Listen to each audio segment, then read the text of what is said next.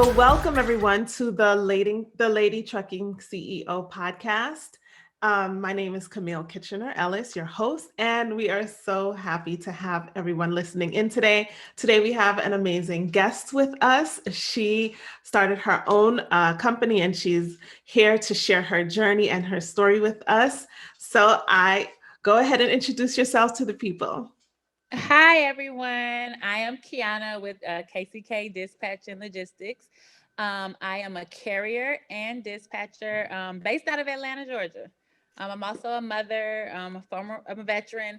So that's who I am. Awesome. Thank you for your service. So how was that transition actually from being in the service to, how long were you serving for? I did 6 years in the Army Reserve. Mm. And for me, like trucking kind of coincides with the military, kind of like with the whole military time. And then, as you know, a lot of truckers are veterans. Mm-hmm. So I believe the military kind of prepared me to be an entrepreneur in a way that I wasn't, prepared. It taught me I'm not afraid of hard work and discipline, because being an entrepreneur, you definitely have to be disciplined. The only difference is from the entrepreneurial world and the military, like a big difference is in the military, somebody's always telling you what to do on the entrepreneurial side, So when you're used to taking orders, working a 9 to 5 and being in the military, I'm always used to somebody telling me something, following orders. And here as an entrepreneur, I make the rules. So How's that difference for you? Oh, it's a learning curve. Definitely. What would you say the biggest challenge was with that? Uh, just having the discipline. Like, yeah, of course, the military teaches you discipline, but actually having to exert that discipline on your own. Like nobody's watching over me. That integrity kind of issue. Okay, yes, it's up to you to do your part. Still get up and treat your job as a job. It is. It's essentially work for yourself, but it still has to be rules and stuff in place to be successful.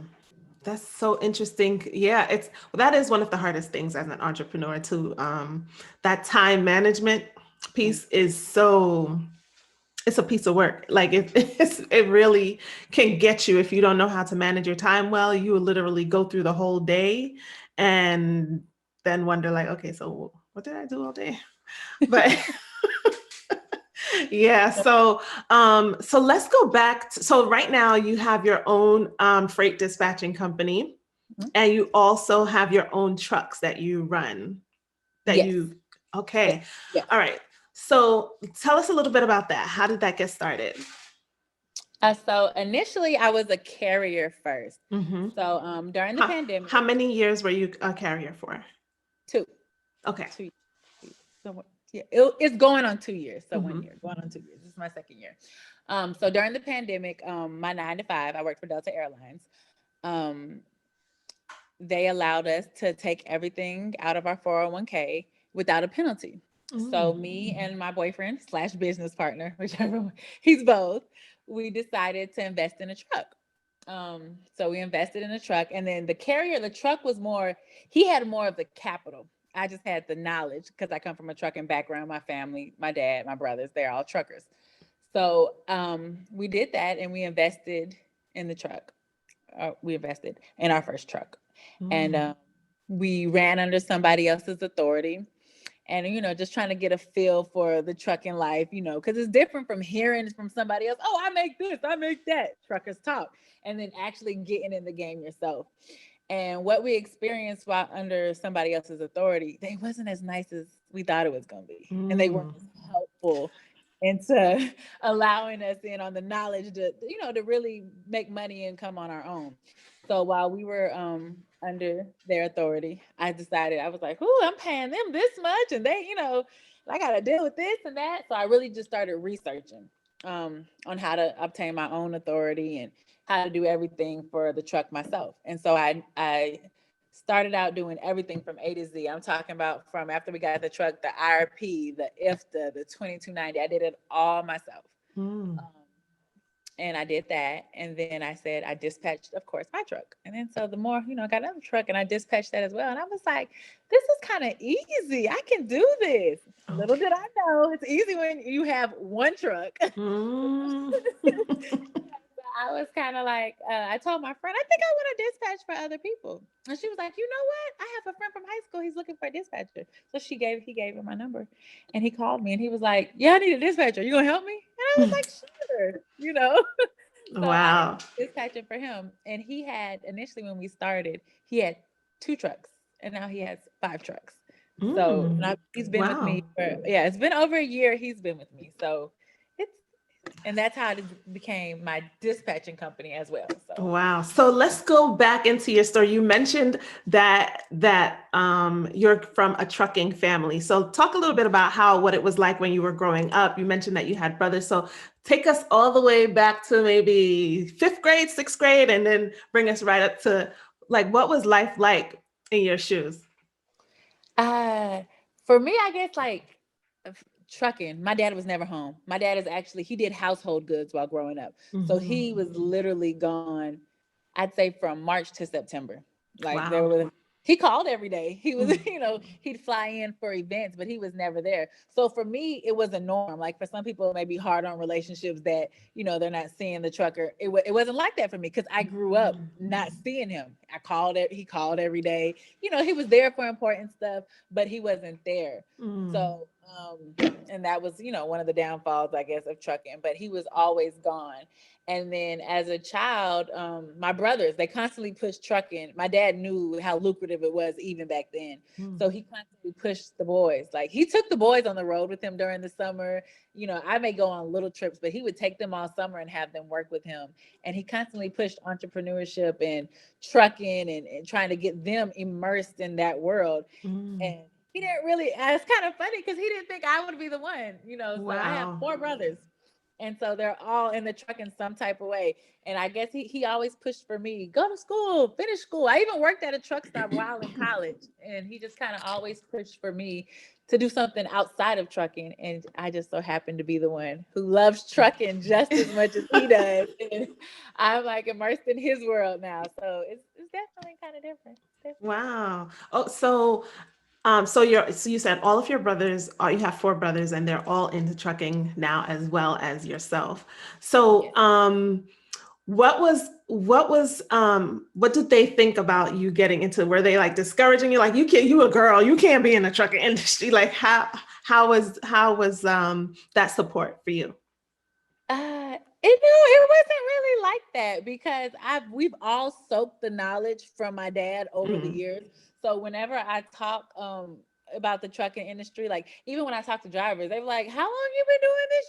You sound educated about it." But I've always been around trucking. So Mm. it wasn't like that. Actually, one of my brothers has his own authority, which of course I did all his legwork too, and he has Mhm. his own truck, and I actually dispatched for him.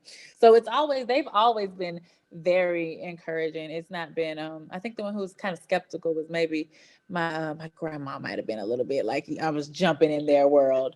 But other than that, everybody else has been super supportive, super supportive. Okay. So when it comes to where you are right now, what would you say one of the biggest challenges that you've had to face so far in your My, business? my biggest challenge for my business is definitely money management. Being an entrepreneur, you will make a lot of money. Mm-hmm. In this industry, as a dispatcher, you will make a lot of money. Um, but the inconsistency sometimes is kind of hard to balance. So like I said, for me, I may make 3,000 one week, 4,000 one week, and then one week I may have 5 trucks down and I made like 800, and I'm like, whoa. Mm. So constantly having to, put money back and pay myself as if a business, like just because this money's here, I don't have to spend it. And being that now I pay for my own insurance, I have my Mm-hmm. own 401k, my own Mm-hmm. life policies, and I have an employee to pay. Mm-hmm. So my biggest challenges is definitely managing my money and realizing like, hey, I know you're making more than you probably ever made, but you need to be Yeah. responsible and disciplined because is great. But like I said, if you have 12 trucks and like it would be like one week when I had like 4 maintenance issues and then a driver was out of town and I was like, whoa. So, but that comes with it. If your Yeah. truck's not moving, you don't get paid. So, It's so important to have those systems set up and in place to really pick up that slack when because things will, it's not a matter of if you're going to break down or if things will slow down. It's a matter of when. So Yes. staying ready so you don't have to get ready when the situation comes up is so important.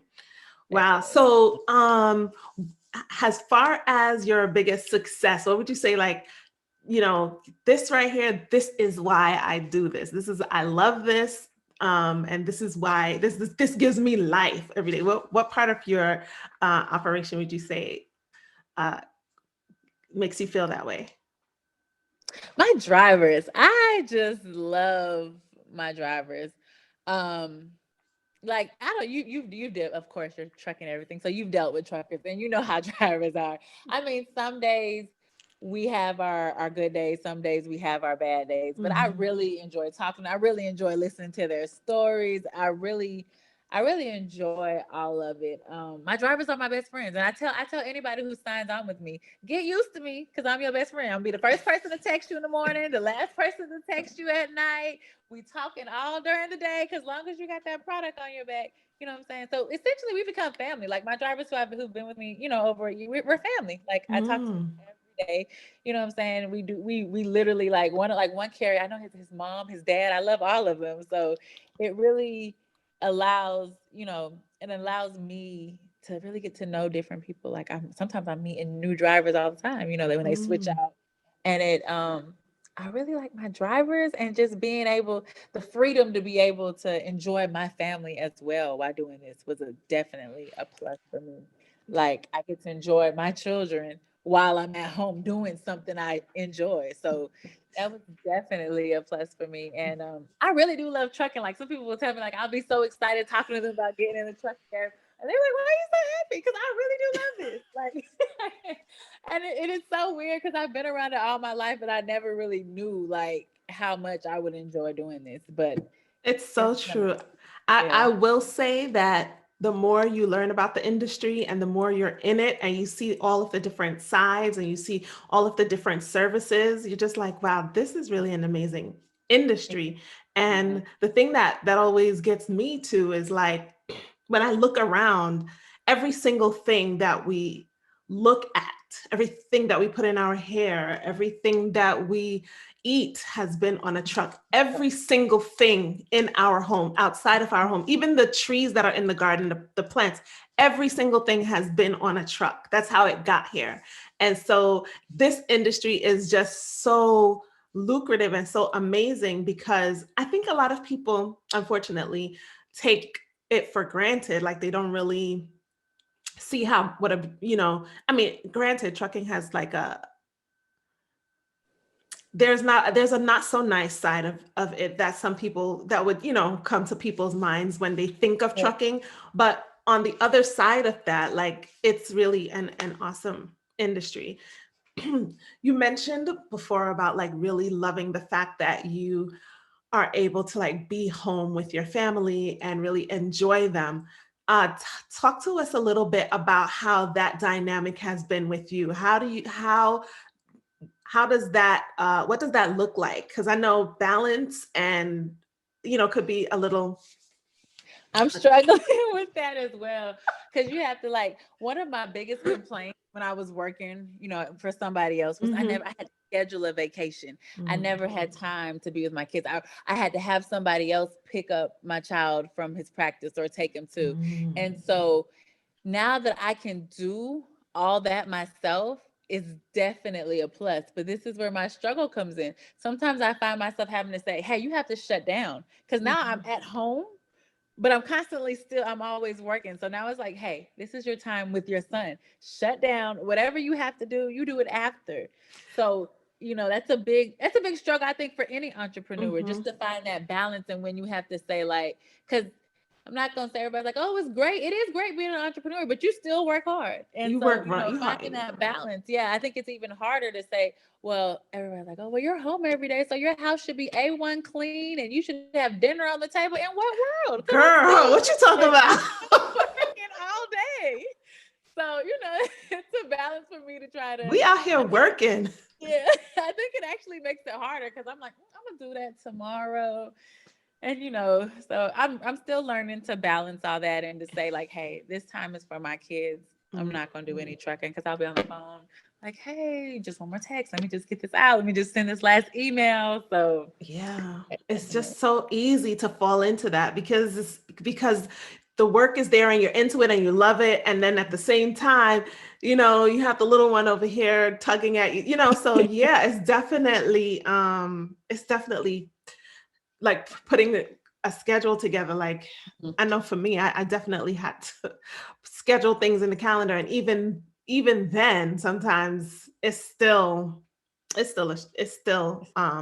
a struggle. So as yeah. far as your mindset and like, showing up with that positive attitude and really dealing with like difficult situations on the job, how would you say you handle that part of it? Because sometimes things can get stressful, like when the trucks are down, or like you have to deal with maintenance issues and things like that. What kind of strategies do you use to really cope with the different stresses that may come with the job? It definitely can be overwhelming, especially as a dispatcher when you're dispatching for multiple carriers. So you're dealing with everybody runs their business different. I, as a Mm-hmm. carrier, may run my business this way, but as a dispatcher, I'm dealing with this carrier who runs it totally opposite. And in my mind, I'm like, oh my gosh. But I would just say, as a dispatcher, to have systems in place. Like I said, like I stressed the money management, have a system for, because for the rainy days when stuff does happen. Um, and I would just say, like, have it, like you said, have a balance of work life, your personal life, and each of them has a different system. Like for me, like keeping everything separate. Like I try not to, because sometimes I get so overwhelmed with trucking, and then it'll just flow over into my personals, and Mm. I just have to try to keep it separate. And what's really have helped me keep, where like this is work, it's my systems. Like I cannot, like you said, systems are so important. They're so important. Being super organized, like with all with compliance and everything that you deal with in trucking, you have to be super, super, super organized. I feel, and just stay positive and just W- work just like any other job. You get up and start over, clock out, start over again. So what would you say are the three systems that like you rely on, that if someone is listening to this now and they're just like, oh my gosh, I feel you, girl. I'm there. Like, I need systems. I ain't got none. What kind of systems would you say that like walk us through what like a day looks like, and so that we can see like what your systems are like? Okay, so initially I was up at 5 a.m. For me, I've been listening to a lot of different people. One of my favorite people. I've been in really big on the manifestations and my morning spiritual prayer or whatever. Mm-hmm. So Mm-hmm. it's a wake up at 5. It's my prayer and manifestations. Mm-hmm. And I try not to touch my phone. I read somewhere you don't touch your phone in like the first 30 minutes of when Okay. you're waking up, because especially with being a dispatcher, because you're always on your phone. That's true. So yeah, I do my prayers and my manifestations or whatever. And then I begin my day. I text my drivers. Most of my drivers, they start early. They Mm. use their full clock. So usually they should already be rolling at 5. And I Okay. get a head start by texting everybody, or if you use a dispatching software, making sure everybody's where they're supposed to be. Even though I use software, I still also, hey, good morning, ETA, because drivers, they're human too, and sometimes Mm-hmm. stuff may happen, and they Mm-hmm. may forget to tell you, or they're moving in the bus, hey, are you going to be late, or is anything happening? Or I might say, hey, I'm watching the news, you have traffic here, do I need to update your ETA to the broker? That's my first thing. Once I do all that, the flexibility I told you of being able to cook my kids breakfast. So while I'm there doing that, checking on my drivers, I'm cooking breakfast, about to get my kids up and ready for school. So once I take them to school, I usually come back and I start my boards or Mm-hmm. whatever. So I start my boards. Kind of shied away from the boards after time. Everybody, Mm-hmm. you want relationships. The key in trucking is to build relationships, so you don't have to 100%. Yeah. boards. So most of my loads are already pre-booked. Um, and I just pretty much just go over my day-to-day activities, make following up on drivers, and I do the next day.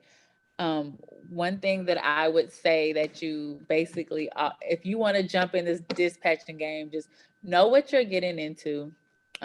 Set your business up as a business. Don't try to just come in. in my opinion, and not have a LLC, have an EIN, have everything you need before going to drivers, as a business, your logo, presenting your company, everything you need to legitimize your business. And then my third thing would be, and don't be scared. Like, girl, that fear factor.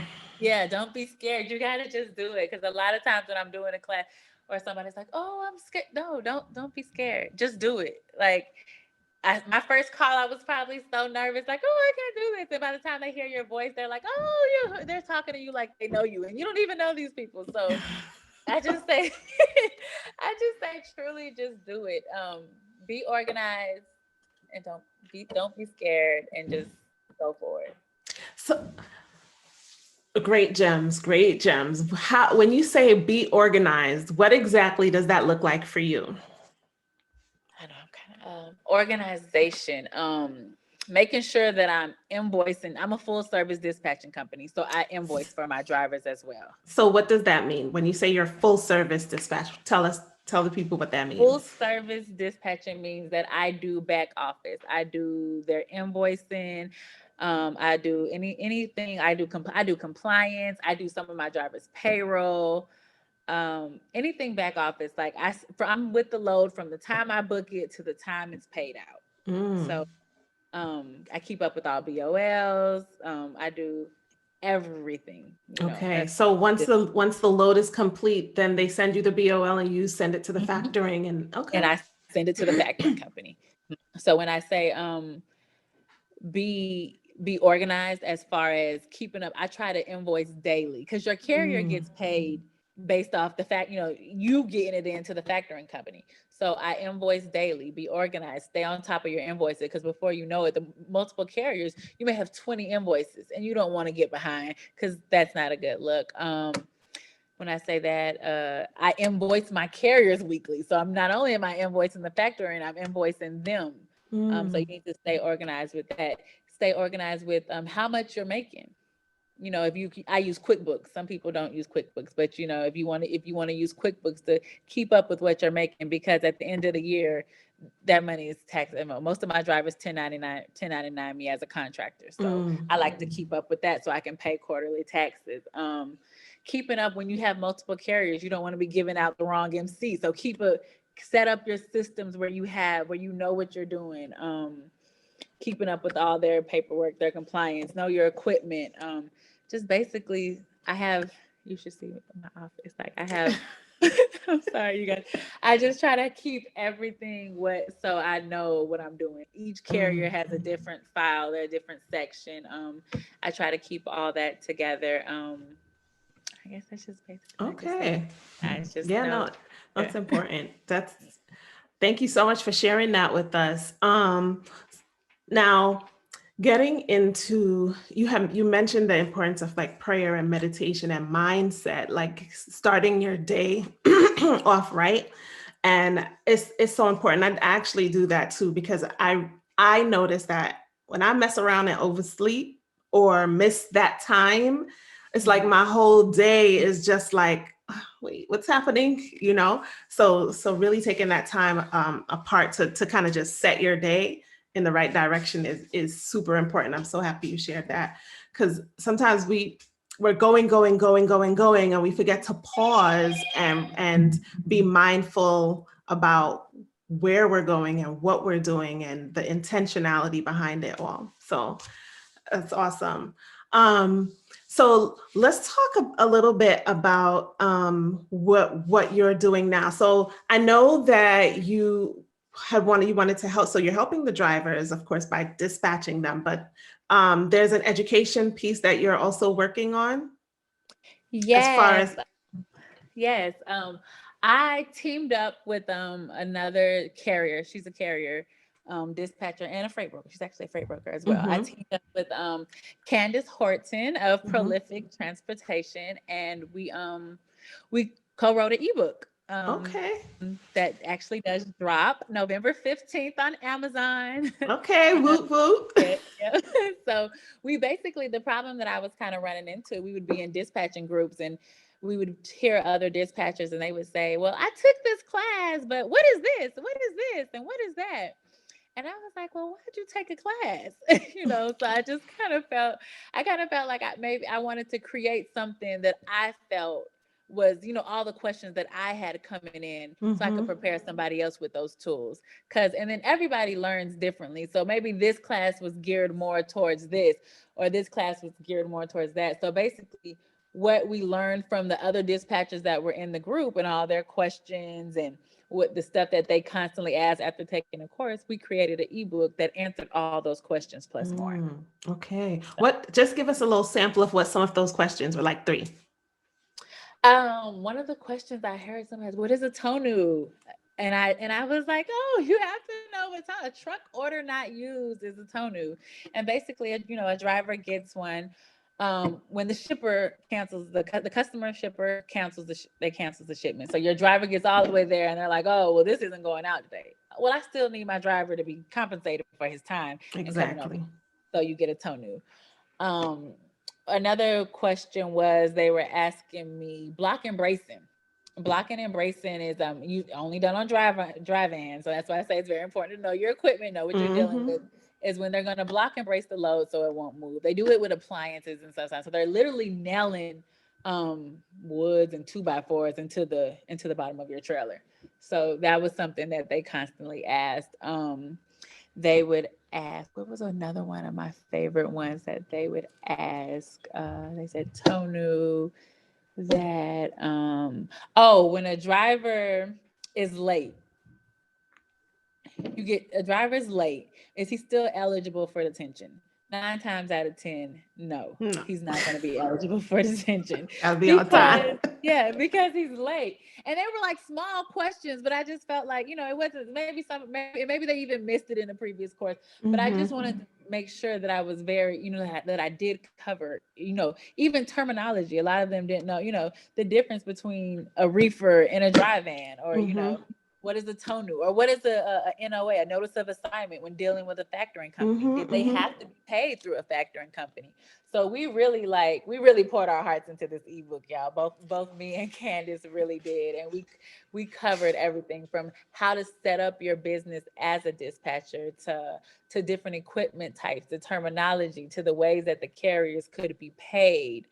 We went through it all. It's actually a great book. I'm not even saying it because it's my book, but like we really poured our heart. It sounds amazing. It sounds like something I definitely could have used when we were starting, because coming from a completely different industry, I used to be a pre-K teacher and my husband is a truck driver. And so once we really got into the business and I found myself having to do the paperwork and the back office stuff. And I was like, tonu, what's that? I don't even know what that is. And no, wait, exactly, like those same terms that you were talking about. I had no idea. If I had your ebook, I could have just said, let me look at this ebook real quick so I can educate myself, because I don't know what none of this means. And the thing is that because my husband was a driver, I mean, he don't really deal with the paperwork like that. So, asking him was like, he ain't know neither. So yeah. Wow. So you said the ebook is dropping November 15th. I'm looking forward to it on Amazon. What's the name of it? Beginner's Guide to Successful Dispatching. And it's, like I said, we actually made, and we will also, like, not only are we dropping the book, but we created a group. So when you do buy the book, it's a group where we will be able to live, because a lot of stuff that you're doing with dispatching and trucking, it's going to be experience. We can't cover everything in the world. So we did create a group as well. So when you buy the book and you have those type of questions, like, hey, Kiayanna, hey, Candace, I just had a driver fall off a load. And the broker said that we were a fall off and they were going to put it in our file. What does that mean? We could be right there to be like, hey, this is what that means. Because I don't care how many courses you take, some of this stuff you just got to get out there and get it. And you're going to learn. But we did create a group, so we'll still be your support system after the book. That's amazing. That's great. That's really, it's so needed. It's so needed. Well, congratulations on the completion of your ebook, and I'm really looking forward to grabbing a copy. So if people are interested in getting to work with you or are interested in, contacting you, how can they reach you? My Facebook is KCK_dispatch. I don't know if you guys can see my hoodie. My Instagram is KCK_dispatch as well. Mm-hmm. My website is kckdispatch.com. And of course, my phone number is posted, business phone line. Everything is posted on my social media sites and my website. And you guys feel free to follow me. Please follow me. Okay. That's one of my struggles, marketing, but I'm working on it, y'all. I can't do everything right. I'm working on it. So One step at a time, girl. So, just before we end, I just wanted to ask, I have two more questions for you. What would you say was the lesson? What was the lesson learned, or how did the experience, like when you talk about some of the challenges that you had, or like maybe like your worst experience, like what lesson did you learn from like the challenges that came up over time in running your business? a challenge, what lesson did I learn? That helped you, like, do things a little bit differently, or Double check. Like I said, drivers are human just like us. Everybody's human. I have a reefer unit as a carrier. So, you set a temp. I think in our first six months of running, one of my drivers, he forgot to set the correct temperature on the reefer. It was Uh-oh. pineapple going from Texas to Miami, and they were supposed to be at 48. He froze them at 32. So when they got to Miami, they were no good. Um, so one of my biggest like this thing changed, like, because a lot of times Wait, don't just gloss over that. What happened? they did he froze the pineapples, which was supposed to be at 48, because pineapples aren't supposed to be frozen, like fresh. Right. So he froze them. So when we got to Miami, they did take the product off. Oh my God, I thought he Yeah, would have they had to did. find a way to get rid of them pineapples. This is what saved us. They did take the product, because sometimes they'll tell you, no, we don't accept it. Then you have to deal with the pineapples. Mm-hmm. So they did take the product off, but they said damage due to being frozen. So they were going to file a claim. Okay. So luckily we do have insurance. So Mm-hmm. so the claim was $11,000, which isn't bad in trucking world, but it's still bad when you're just starting out and you're like, Yes. no. And it wasn't even your negligence. You're thinking like, well, the driver read the Raycon, the BOL says it, all this it says it. So why didn't he put it on the right temperature? Y'all, this was my baby brother, by the way, who was my driver at the time. Just throw him all the way under the bus. Yeah, we're gonna just throw him in, because it's all love. We good about that now. But this was him who did this. And so at this time we were still under somebody else's authority. So they didn't want to file it on the insurance. So they just told us, you have to pay us $11,000. So yeah, we paid them their $11,000. This is a learning curve. Like I say, being educated about the business and knowing that at the time I didn't know that I didn't have to really give them that, because there was no paperwork on the claim. And what ended up happening actually was because they took the product off, they did not refuse the product, and it was actually sold in stores, that they did not have a valid claim. So luckily the broker was super duper. We worked with them. This happened over 9 months. So this happened in August. We got our money back in April. Oh. Of the following year. But it was still like, Oh my God. So from their point on, with reefer temperatures, I'm double checking everything with Raycons now. I'm always, because you get complacent from doing it day to day, that you kind of just glance, I'm signing this. No, I'm checking everything. I'm checking temperatures. I'm checking if there's any special instructions. I'm checking, if it's the right carrier name, because brokers, we're all human, So that was one of my biggest things. Like I'm double doing, this has to be at this temperature. So before you take off, but that was a learning experience for me. And that was some learning experience. Wow. Oh my God. Okay. So for the women who might be in any other type of profession, or who might be, at a point in her life where she's like, I want to do something different. I want to be an entrepreneur. I'm thinking about the trucking industry. I'm not really sure what or I don't feel confident enough, what kind of advice would you have for her as far as how she could get started, or what her mindset should be like? Like, what would you say to her? First off, girl, do it. Don't be scared. Don't second guess yourself. There are women, like some big name, like lots of women making like they're paving the way for us, making it Mm-hmm. easier. Like, you're here, I'm here. I don't know if you guys follow, like, it's a leading lady logistics. Oh, It's a yes. group. Yeah, it's so many women here that are paving the way, and they're making room for us to come in. So don't be scared. Another thing, don't compare to what other people in trucking to where they're at and where you're at. Because when Instagram and social media wasn't around to show their struggle, but they started exactly where you are, Mm-hmm. and they did it. So your time is coming too. But just get out there, do it. Go get that LLC, register your business, go get your EIN, go get that business banking account, and get out there. Because every time you sit here like thinking, like, because like I said, I was still working my job while dispatching. So, and I just kind of went back and forth with it. Don't do it. It's been the best decision I have ever made, and I don't regret it, not one day. Every day I get up and I'm so thankful. So Mm-hmm. Same here, just do girl. it. Yeah. I agree. I agree Do it. 100%. Yes, just do it. I get, yeah. It's, We're needed here. We're wanted here, and I think we yeah. give it a different spin. Mm-hmm. To the industry. Like, I know women now, they're like, I'm going to get my CDL. And I'm like, that is so awesome. Like, Yes. and it's room for, and if you're not a driver, it's room for us. There's brokers, there's 3PLs, there's podcasts, there's so much we can do in So trucking. many different things. Yes, just do it.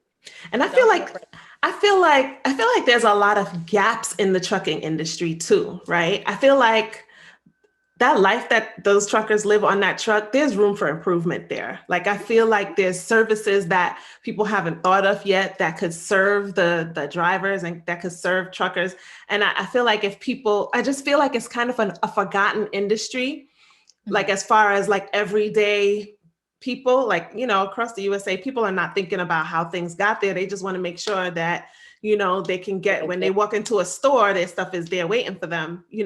They don't really think about like where it's coming from, or who brought it there, or how it got there, or anything like that. And even with the holiday season right around the corner, people want to go into the stores and see stuff there, Mhm.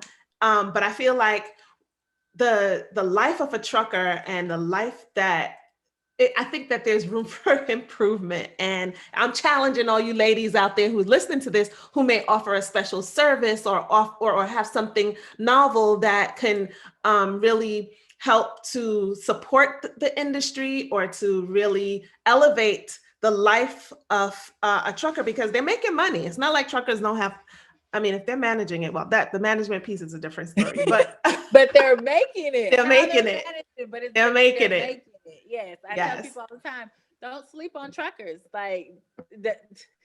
I have carriers who like made $500,000. Like, you know Mm-hmm. what I'm saying? I have carriers Yeah. who are almost at $1 million. I'm saying, sometimes I'm like, we didn't even finish the year out. Okay. So, Okay. so don't, please don't. I be like, I think, like you said, and next time you're, like you said, the gaps in between it. Think about the truckers, because you have truckers who are sitting, like, right now with everything that's going on and the lack of work. Mm-hmm. Sometimes I've had carriers sit for 8 hours. So think about that trucker while you're opening that gift or in that store, because he literally has sat and probably drove hours, to make Mm-hmm. sure that your product got there on time. So I definitely appreciate my drivers, appreciate the carriers. Um, but I Yeah. definitely think it's a growing industry, and I don't think it's gonna stop anytime Oh, soon. absolutely not. Yeah, We and need it's we plenty need of the work. Yeah, it's plenty of work for everybody. Dispatchers, brokers. We need more of everyone, and more mm-hmm. truckers. So whatever you want to do, I definitely say do it. Jump in it now. Jump in it. Success loves speed, as the guys from EYL. I don't know if you're familiar Yeah, with Earn Your Leisure, please, but yes, yeah, yes. they like success loves speed. So we got to jump on it, and let's get moving.